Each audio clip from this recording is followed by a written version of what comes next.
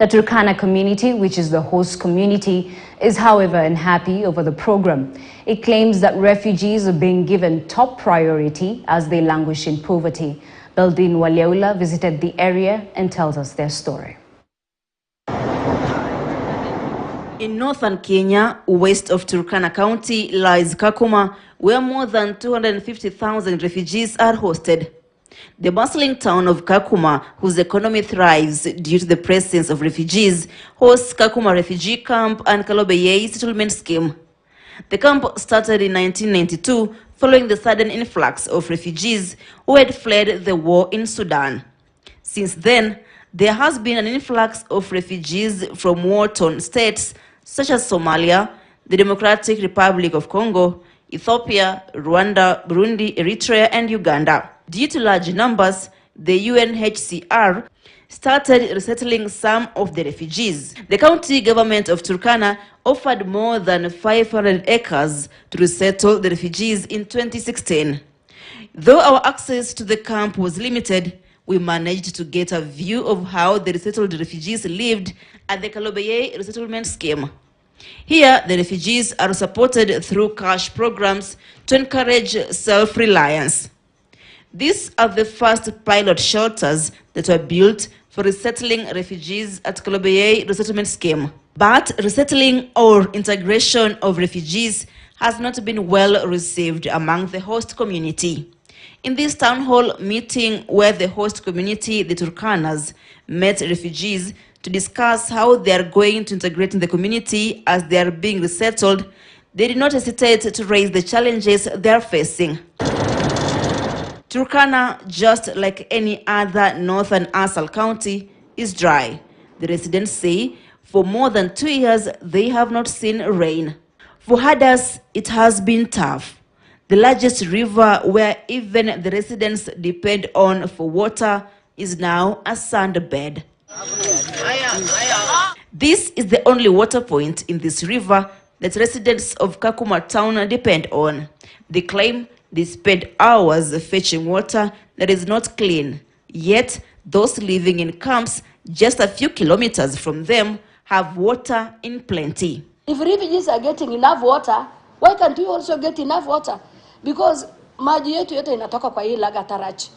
Na unajua the level of water maji yenye iko refugee ni mengi sana kushinda yale. Sisi bado tunachota maji kwa laga. But refugees are tapped water. Hapa tuko na shida ya maji. Ichimbua hata mfereji, tunashare na umbu wa maji, nguruwe, cheshea maji. Pia naye pia ukienda upande wa chakula nini, watu wana struggle sana kupata chakula. Ndio unapata hata mtoto mdogo anaingia town akiwa angali mdogo sana kutafuta tu. The other complaint residents of Turkana had is deforestation carried out by refugees who mostly depend on charcoal to prepare their food. The locals are calling on more sustainable ways of cooking food. Nataka tu kukata miti yote. And since that time, let me tell you, Turkana imekuwa desert. And that is why wakati waliona hivyo wakasota out to bamba kuni. Unaona sasa, where you are sorting to bamba kuni and yet uja support community kuweka miti mingi. The refugees also face myriad of challenges like accessing identification for their children who were born in Kenya. The host community wants laws to be amended so that men who share children with the locals are resettled in Kenya so that they can take care of their children.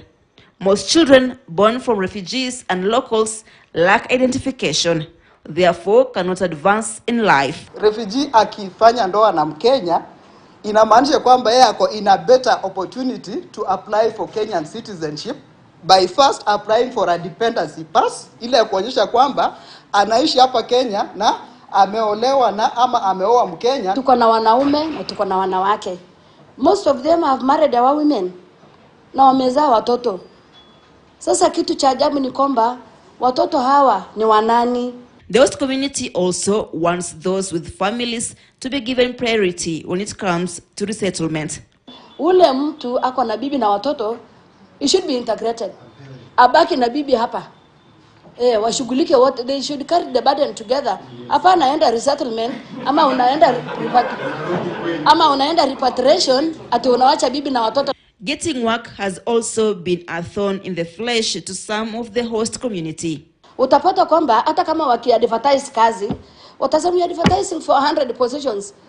Alafu 70 positions will be given to refugees and then 30 to the host community. Besides the complaints, the residents say that the camp has been an economic pillar to them. Hatuna shida na mambo ya integration kati ya mandugu zetu huko na wale host.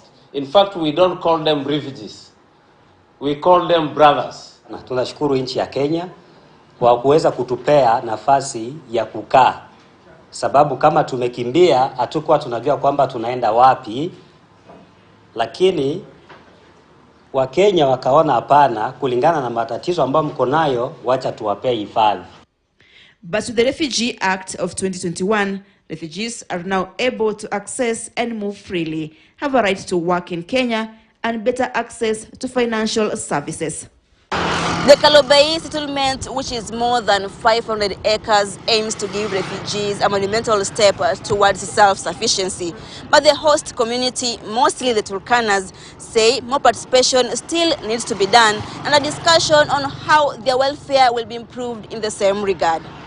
Beldin Waliaula, KTN News, Kakuma, Turkana County. Thank you, Beldin, for that, and I hope you're adequately informed. That's all we had for you here on News Center. Thank you so much for joining us. I am Ashley Mazuri. I'll see you at 1 p.m.